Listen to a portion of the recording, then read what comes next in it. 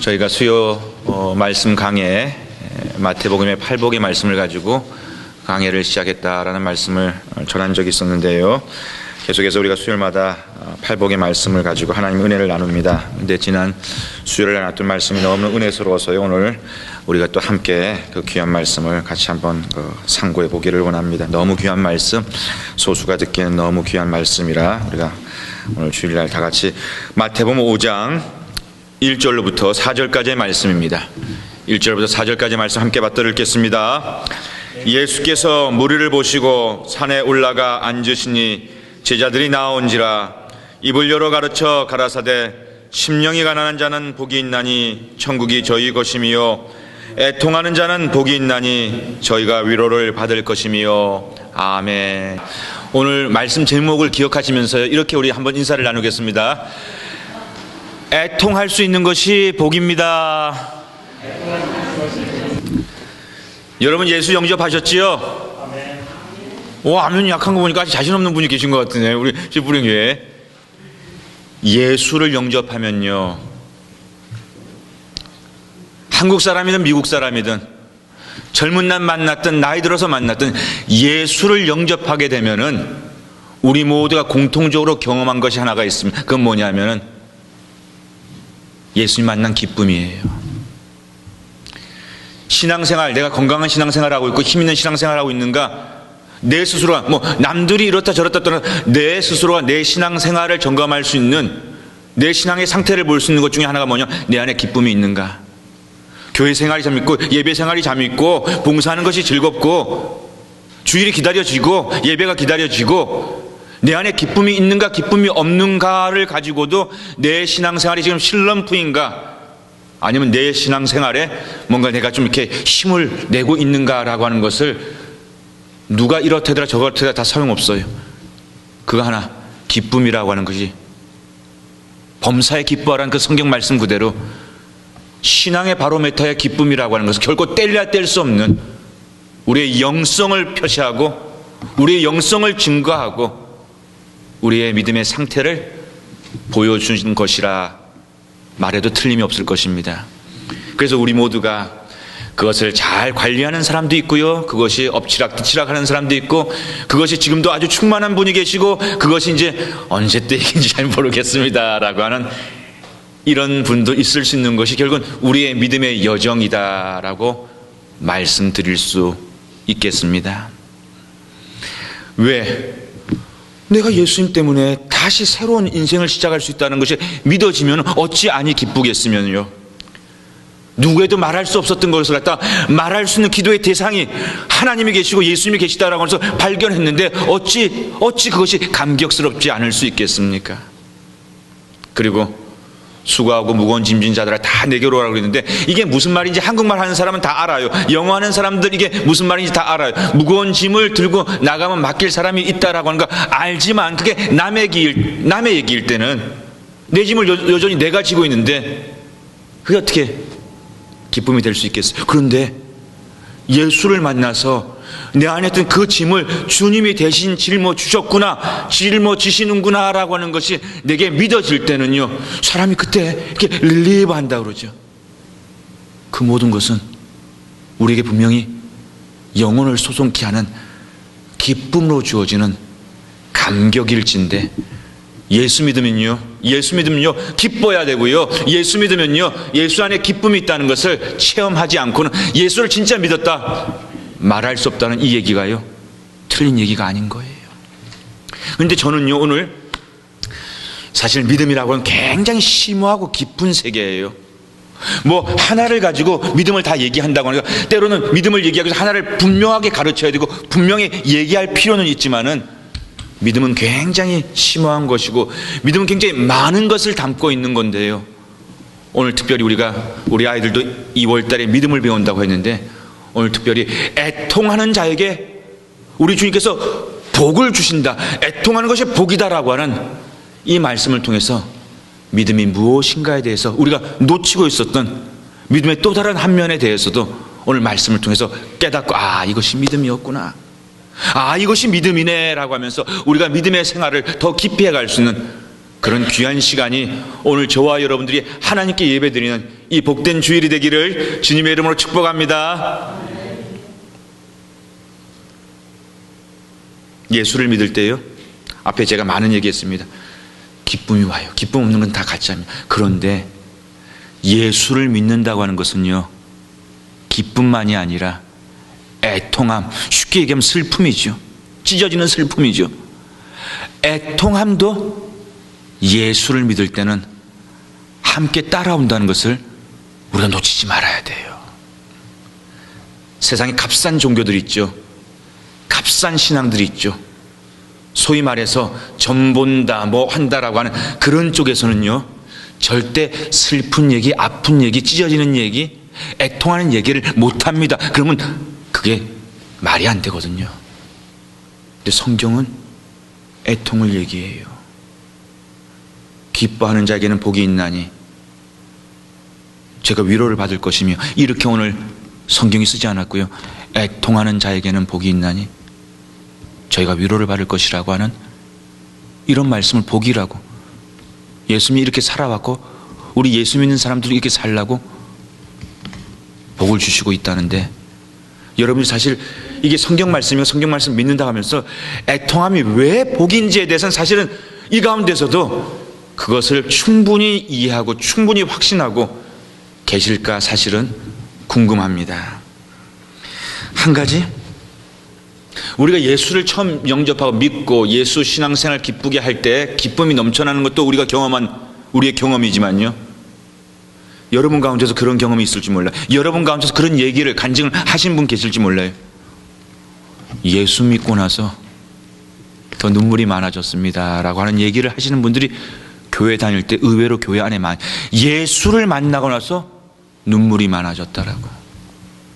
예수를 만나고 나니까 나 같은 죄인을 어찌 주님이 살려주셔서 나 같은 죄인을 위해서 주님이 십자가에 달렸다는 것이, 그건 이례적인 사건, 구원의 사건은 이례적인가, 평생에 한 번 일어나는 건데, 예배 드릴 때마다 그 은혜를 생각하면 너무 고맙고 감사해가지고 예배 드릴 때마다 눈물이 쭉쭉 쏟아지고, 기도할 때마다 나 같은 죄인을 살려주신 그 은혜가, 그 영접한 주님을 만나게 된 그 은혜가 감격스러워가지고 기도해도 맹송맹송 기도하다가 그렇게 감격 어리게 기도하게 되는 그 눈물을 간증하는 사람들이, 신앙생활 열심히 하고 신앙생활 깊이 하는 분들에게 그런 눈물이 많아졌어, 이런 얘기를 우리가 듣게 되는 것이 그렇게 드물지 않다는 거 여러분 아시죠? 이 가운데도 그 주인공이 계실 수 있고요. 신앙생활에는 기쁨도 오지만 애통도 따라온다는 것입니다.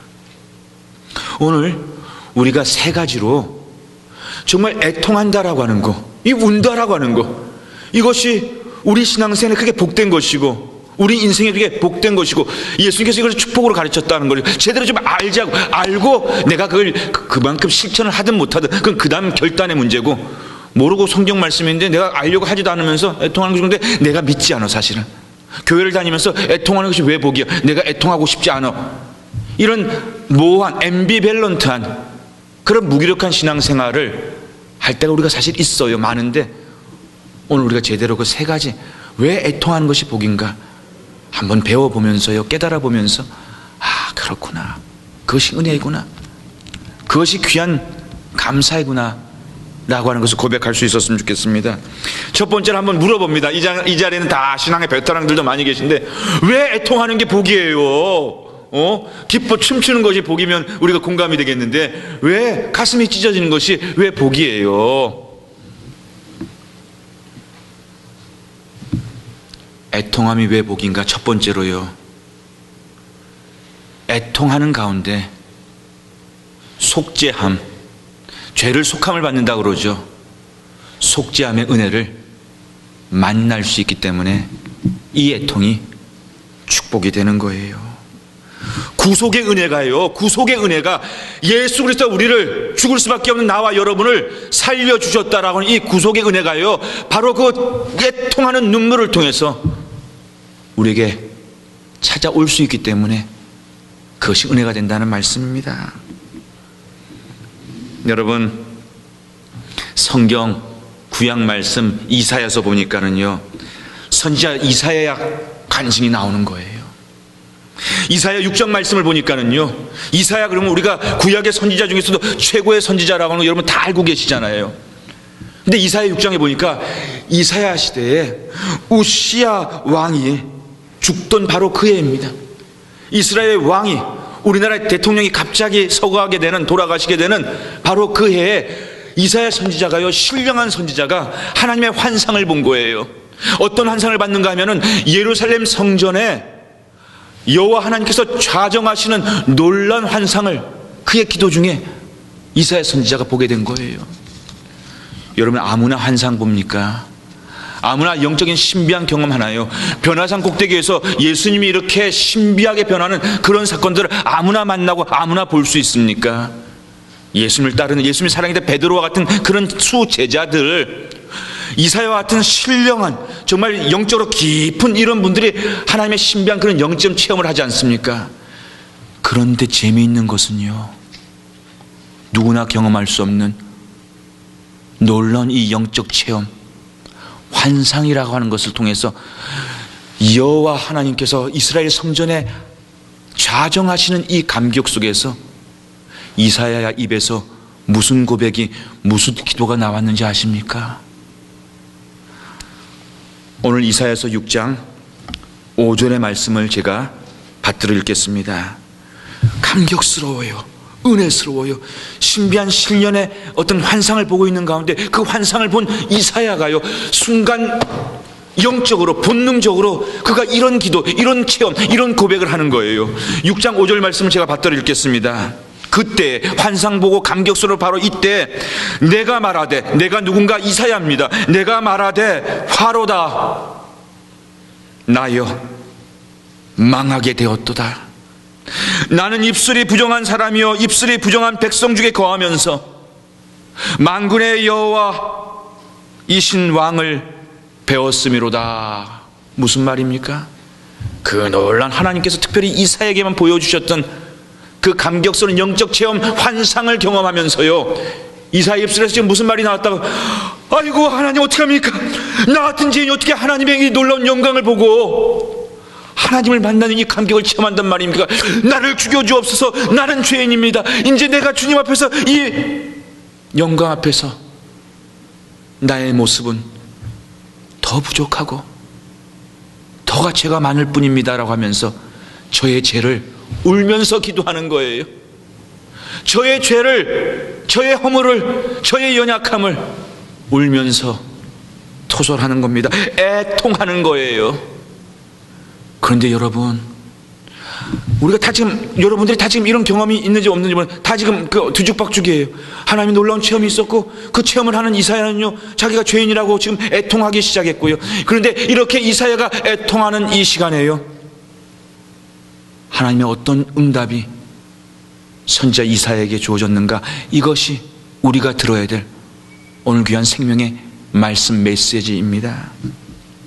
계속해서 6장 이사야 6절부터 7절 말씀을 보니까 이렇게 아이고 어떡합니까? 나는 죄인인데 죄인이 하나님을 만났습니다. 하나님의 영광밖에 이 죄인의 죄가 너무 크니 나는 이렇게 죄인입니다. 여호와 하나님 나를 불쌍히 여겨주시오. 이렇게 애통하는 이 순간에 하나님이 응답을 하시는 거예요. 때에 그 스랍의 하나가 화저로 단에서 취한 바 핀 숯을 손에 가지고 내게로 날라와서 그것을 내 입에 대며 가로되 보라, 이것이 내 입에 닿았으니 내 악이 제하여졌고 내 죄가 사하여졌으니라 하더라. 구속의 은혜가 임한 거예요. 하나님, 못 볼 걸 봤습니다. 나는 영광에 참여할 자격도 없고 나는 죄인입니다라고 하면서 그의 가슴을 치면서 그 환상 중에 이사야가 애통하면서 회개하면서 기도할 때요, 그래 너는 자격이 없는 놈이다 라고 이렇게 응답받는 것이야. 이 애통하는 눈물에, 이 애통하는 기도예요. 이사야에게 구속의 은혜가 흘러넘치게 되었다는 것입니다. 여러분, 이것이 믿음의 원리예요. 이것이 구속의 원리입니다. 이사야는 이렇게 구원의 은혜를 애통함을 통해서 경험할 수 있었다면 여러분, 이 애통이 복이에요? 복이 아니에요? 복이랍니다. 이 눈물이 복이에요. 이 눈물이 구원의 하나님을 만날 수 있고 깨달을 수 있고 체험할 수 있고 확신할 수 있게 하는 것이라면 이 애통이 축복이 되는 것입니다. 지난 2월 첫째 주일날 2월 2일날 베드로의 실패라는 제목으로 말씀 전했던 거 여러분 기억하시지요? 기억 못하세요? 그 날 말씀 중에도 3번씩이나 베드로가 부인했던 거, 그거 부끄러운 것이고요, 그거 실패한 거 그렇게 보여지지만 우리가 그때 주목하자고, 말씀 한 구절 주목하자고 그랬지요. 그날 마지막 말씀 베드로가 이렇게 울었다라고 소개하는 그 말씀, 거기에서 우리가 그날 말씀의 결론을 얻어야 된다라고 했던 거 여러분 기억하실 것입니다. 26장의 75절 말씀인데 제가 다시 한번 인용해 보겠습니다. 이에 베드로가 예수의 말씀에 닭 울기 전에 내가 3번 나를 부인하리라 하심이 생각나서 밖에 나가서 심히 통곡하니라. 어떻게 울었다고요? 심히 통곡하고 울었다는 것입니다. 강대 권사님, 뭐 이렇게 깜짝 놀랐어요? 통곡하고 우는 건 어떻게 우는 겁니까?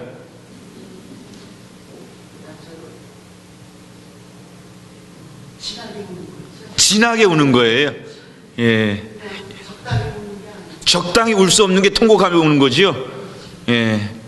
이현자 권사님, 통곡하면서 운다는 어떻게 우는 게 통곡하면서 우는 거예요?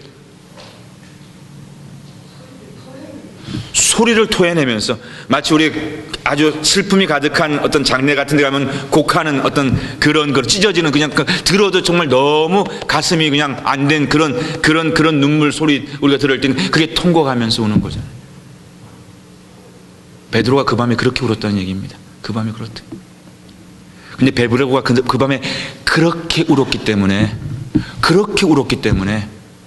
우리가 알고 있는 베드로, 수제자 베드로, 초대 교회를 오순절을 맞이하고 오순절을 준비하고 오순절을 통해서 거듭나서 초대 교회를 일구어냈던, 진짜 말 그대로 예수님의 수제자가 될 수 있었던 그 역사가요, 제가 볼 때는요, 바로 그 밤에 베드로가 애통할 수 있었고, 그 밤에 베드로가 그 새벽에 눈물 지울 수 있었기 때문에 저가 진짜 하나님의 구속의 은혜를 경험할 수 있게 되었다면 이렇게 애통할 수 있다는 거, 저와 여러분이 복이라 믿을 수 있기를 주님의 이름으로 축복합니다.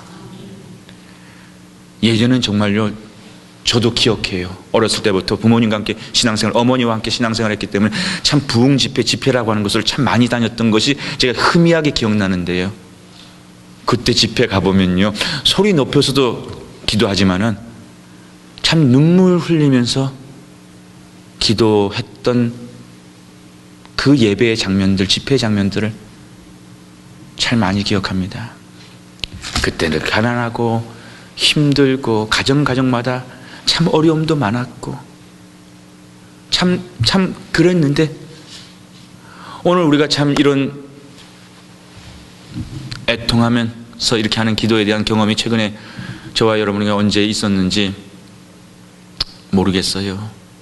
사랑하는 가족 여러분, 교회는 예수 만나야 하는 곳이고요, 교회는 예수 때문에 변화가 일어나는 곳이고요, 그리고 저와 여러분의 예배 속에서 우리가 구원받았죠. 구원을 확신하죠.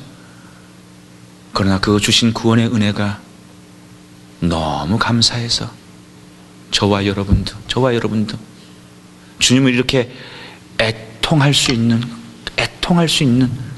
그런 깊은 믿음의 사람들로서 2014년도 저와 여러분 더 깊어지기를 주님의 이름으로 축복합니다. 이건 복이에요. 이건 정말 복입니다. 두 번째로 왜 애통하는 것이 복이 될 수 있는가? 여러분, 첫 번째 말씀, 눈물을 통해서 구원이 왔지, 구원을 선물 받았지, 구원을 깨달을 수 있어요. 그렇다면 복이 맞다. 여러분 이해가 됐을 거예요. 오늘 기도 잘해주신 반주자 선생님, 왜 그게 복이 되는지 첫 번째 설명이 이해가 됩니까? 예. 두 번째, 왜 애통이 복인가요?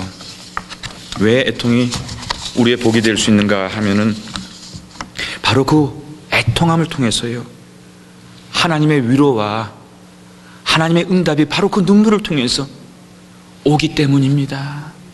오기 때문이에요. 서로 그것이 우리 생각만큼 빨리 안 오더라도요, 중요한 것은 우리 하나님께서 저와 여러분의 애통하는 마음을 주목하시기 때문에 이 애통한다는 것이 힘든 것이면서 이 애통한다는 것이 하나님의 복이 될 수 있는 거예요. 여러분, 유명한 애통하는 여인, 여러분들이 생각하는 사람과 제가 생각하는 사람이 같을지 다를지 모르겠는데요, 성경에 유명한 애통하는 여인 가운데 한 사람, 사무엘의 엄마 한나를 기억하실 것입니다. 요즘에는 이렇게 자녀들에 대한 생각들도 젊은 사람들이 많이 변했다고 하지만요, 자녀를 원하는데 자녀가 생기지 않는다고 하는 것은 한 가정의 정말 큰 아픔이에요. 정말 큰 아픔이에요. 고대 이스라엘 사회에서는 그것은요, 저주로 여겨졌고요, 그건 여인의 부끄러움으로, 여인의 죄라고 여겨졌던 그런 시대에 살아가는 이 여인에게 있어서요, 자녀가 없다는 것은 정말 고통스러운 형벌이었습니다. 죄를 구원받기 위해서 눈물 흘리면서 기도했던 그런 차원이 아니에요. 이거는 어떤 분에게는 신분의 문제, 어떤 분에게는 건강의 문제, 어떤 분에게는 가족의 문제, 어떤 분에게는 경제의 문제, 어떤 분에게는 미래의 문제, 어떤 분에게는 사업의 문제, 우리 안에도 다 그런 과제들이, 그런 어려운 과제들이 있지 않습니까? 근데 이걸 가지고 하나님 앞에서 한나는요, 흔한 얘기로 정신 혼나간 여인처럼 눈물 흘리면서 기도했다라고 성경이 얘기하고 있잖아요. 오죽했으면 제사장 엘리도 오해할 만큼. 그런데 바로 그 찢어지는 가슴이요, 애통이지요.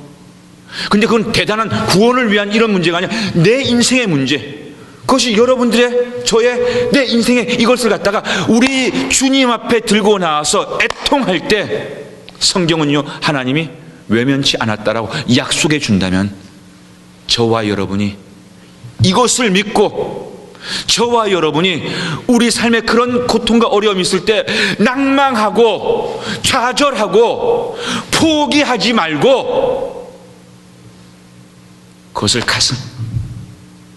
A는 가슴을 가지고 눈물, 사람들 앞에 눈물 뿌리지 말아요. 그런다고 해결되지도 않으니까 주님 앞에 들고 나올 때 한나의 응답이 우리의 응답이 되어지기를 주님의 이름으로 축복합니다. 얼마나 고통스러웠냐면 사무엘상 1장 10절이요, 한나가 마음이 괴로워서 여호와께 기도하고 통곡하며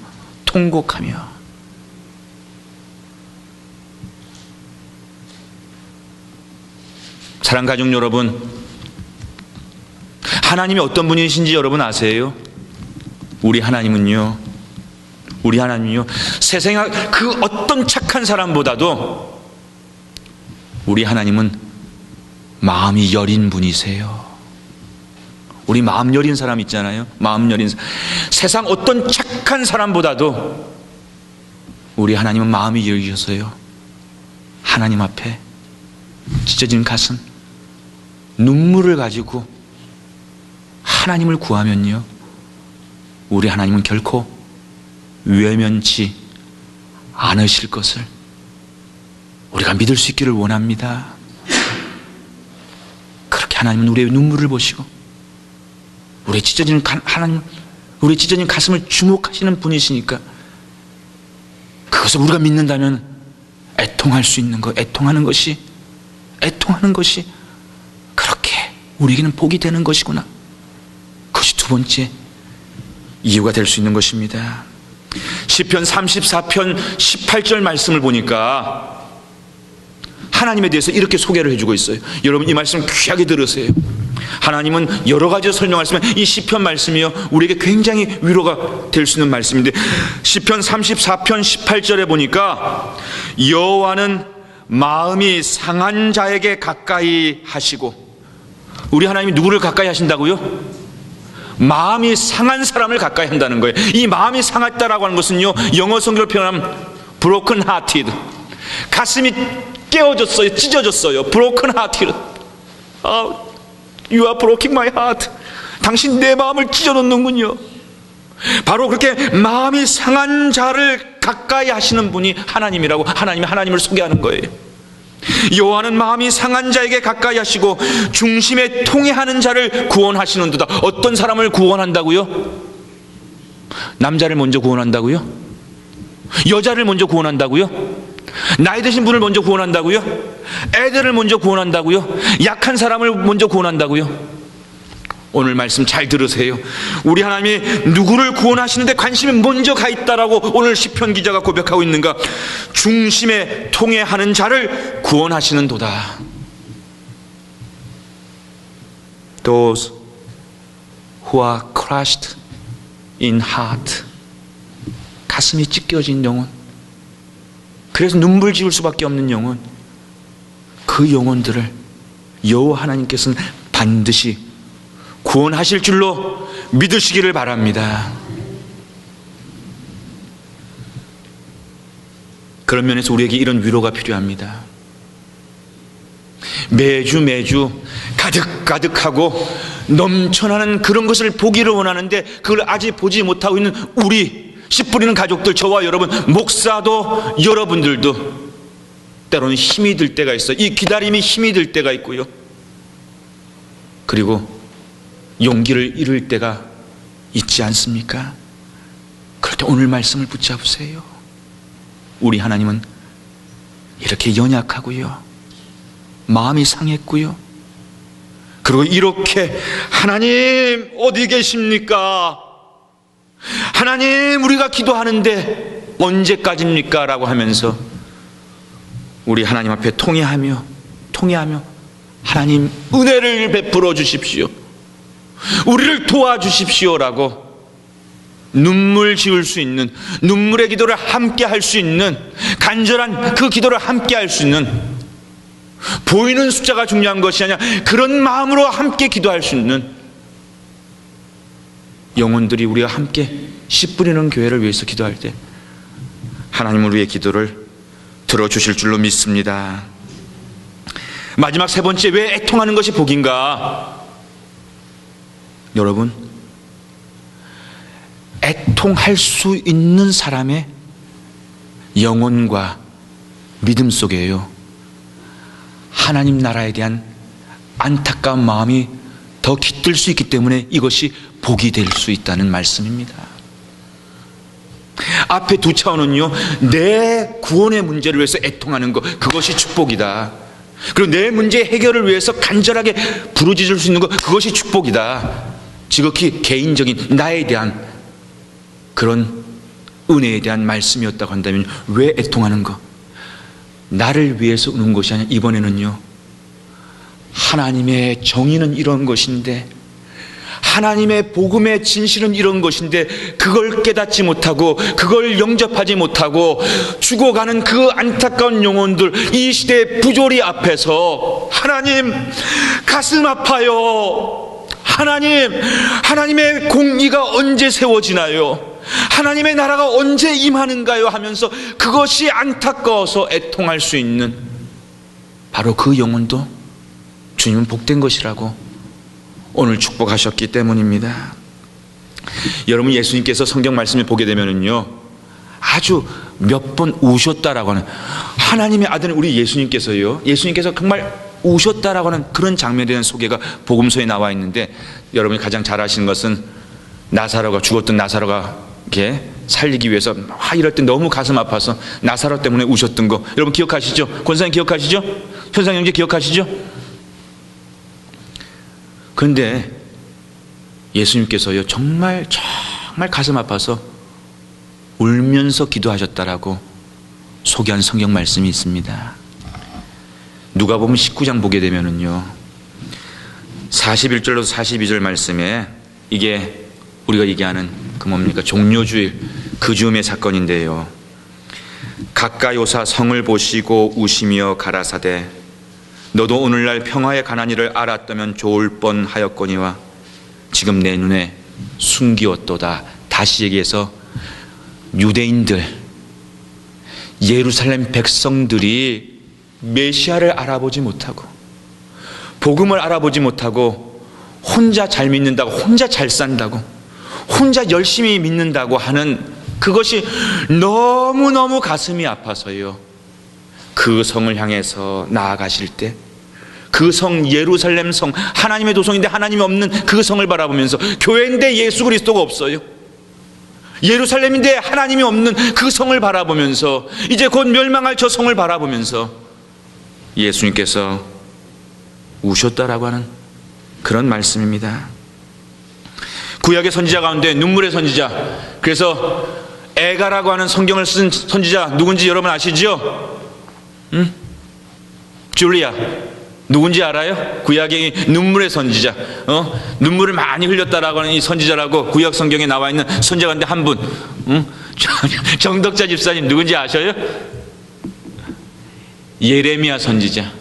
예레미야 애가를 겪고, 그래서 그를 예레미야 선지자를 갖다 눈물의 선지자라고 그렇게 우리가 닉네임으로다가 부르는 예레미야 선지자가 있는데요. 예레미야 선지자는 울어요. 그의 사역 속에서 항상 울었어. 항상 애통했어요. 무엇 때문에? 예레미야 건강 문제 때문에, 예레미야의 사역의 미래 때문에, 예레미야의 가정 문제 때문에, 예레미야의 경제 문제 때문에, 예레미야의 장래 진로 때문에, 이스라엘 때문에요. 하나님의 공의가 펼쳐지지 못하는, 하나님을 적대하는 그 백성 이스라엘 때문에 예레미야가 울었던 것을 기억합니다. 안현수 선수가 대단한 기록을 세웠죠. 동계올림픽 금메달 몇 개 땄습니까? 3개. 그리고 또 메달 또 못 땄습니까? 동메달. 예, 이쪽 분들도 열심히 보시고 저쪽 분들도 열심히 보시네요. 상상할 수 없는 8년이라고 하는 공백을 뛰어넘고 그렇게 부활이죠, 화려하게 재기한다고 하는 것은 사실 운동선수의 1년은 정말 상상할 수 없는 1년인데 8년을 뛰어넘는다고, 아이고 보통 사람이 아니에요. 위대한 경기력을 보였던, 참 사람이 위대하다는 것 좀 그걸 통해서 다시 한번 깨달았어. 야, 사람이 하고자 하면, 의지를 불태우면, 세상적으로 얘기해서 사람이 의지를 불태워도 사람이 대단한 것인가. 그런데 의지를 불태우는 것이 아니라 하나님을 믿고 하나님을 붙잡고 구할 때 할 수 있어요, 할 수 없어요? 능력 주시는 자 안에서 할 수 있어요, 할 수 없어요? 현상 형제 안 들려요. 할 수 있어요, 할 수 없어요? 예, 할 수 있습니다. 우리 대장님 점잖게 계시지만 할 수 있어요, 할 수 없어요? 할 수 있습니다. 아멘. 할 수 있습니다. 아멘. 안현수 선수가요, 언론을 통해서만 아는 거니까 얼마나 잘 알 수 있겠으면 그러나 제가 기억하고 여러분들이 기억하는 우리 사회에 장점도 있고 단점도 있잖아요. 조직적으로 하는 어떤 이런 배타적인 거. 그때 안현수 선수의 그 억울함을, 그 힘든 걸, 부상도 당했지, 자기의 진로도 참 어렵지, 운동은 하고 싶은데 그 길이 자꾸 막히는 것만 같은, 그 참 누구나 다 이렇게 승승장구만 있지 않지 않습니까? 여러분들도 오늘까지 오면서 승승장구만 하셨습니까? 아니에요. 그런데 그 가장 힘든 그 스타였던 그가 그렇게 나락에 떨어져 있었을 때 누군가 조국에서 안현수 선수의 그 상한 마음을 누군가 진심으로 애통했다고 한다면은, 이렇게 국적을 바꾸면서 제 기분인지 모르겠어요. 그 러시아 깃발을 이렇게 흔드는데도 왠지, 권사님 그렇죠? 왠지 그 러시아 깃발을 흔드는데 막 저쪽에서 막 러시아 깃발을 막 흔들려고 하는데도 안현수 선수가 그걸 갖다 대한민국 국가 흔들 때 내가 알거든요. 이랬던 걸 그걸 내가 아는데, 그거는 이렇게 딱 자기가 냉철하게 붙잡고 이렇게 흔들더라고요. 냉철하게 이성적으로. 그냥 감정이 북받쳐가지고 해가지고 이게 아니라 누군가가 들어줬다면은 그 보석을, 그 진주를 그렇게 내버리지 않았을 텐데 라고 하는 것이 저는 그게 가슴이 아프더라고요. 그리고 우리 모두가 다 힘들다고 하는데요. 힘들죠. 그러나 우리가 늘 내코만 석잔대라고 하면 정말 항상 내코만 석잔대를 하면서 신앙생활을 하게 될지 모릅니다. 근데 나도 힘들지만은 정말 하나님 나라를 위해서, 우리 그래서 찬송 부르죠. 먼저 그 나라와 그의 의를 구하면은 나머지를 다 우리 하나님께서 책임져 주신다라고 하는 것을 우리가 아직은 다 믿지 못한다 할지라도 그걸 믿어보려고 하는 것이, 그것이 믿음이거든요. 그랬을 때 바라기는 먼저 우리 안에서요. 우리 안에서 누군가가 조금 이렇게 힘들 때 함께 애통해 줄 수 있는 성도들이 있는 교회, 그 교회가 저는 건강한 교회라고 믿습니다. 그저 각자가 다 따로 놀아요. 각자가 다 따로 힘들어요. 따로 힘들기 때문에 서로가 내 힘든 걸 몰라준다고 섭섭하기만 해요. 근데 제가 지난주에 얘기했죠.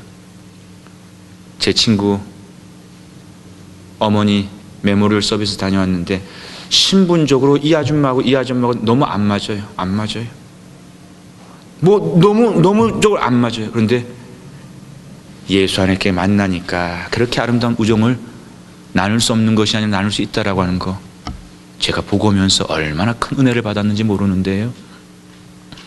사랑 가족 여러분, 우리가 넘어야 할 삶도 너무 많고 우리 앞에 놓여진 어려움도 너무 큰 것이 사실입니다. 그러나 저와 여러분이 함께 주님 앞에서 애통하면서, 함께 들어주면서, 함께 힘을 북돋아주면서, 그래서 우리가 하나님께서 힘을 주실 때 정말 이 시대에, 특별히 이민 여정 속에서 사실 이 애통함을 갖다 잘 이렇게 관리하지 못하고 잘 치유하지 못해서 덧나는 일들이 참 많다는 걸 우리 알잖아요. 우리 씨 뿌리는 사람들이, 정원을 가꾸고자 하는 사람들이 정말 예수님 앞에서 이것이 복이구나, 내가 이 복을 받았으니까 내가 그런 것으로 누군가를 들어주고 함께하는 그런 교회를 세워갈 수 있어야 되겠다라고 하는, 그것이 우리 씨 뿌리는 가족들의 2014년도의 사명과 2014년도 이제 곧 사순절 얼마 남지 않았다고 그랬잖아요. 부활절 얼마 남지 않았잖아요. 그 부활을 준비하고 기대할 수 있는 우리의 도전이 되기를 주님의 이름으로 축복합니다.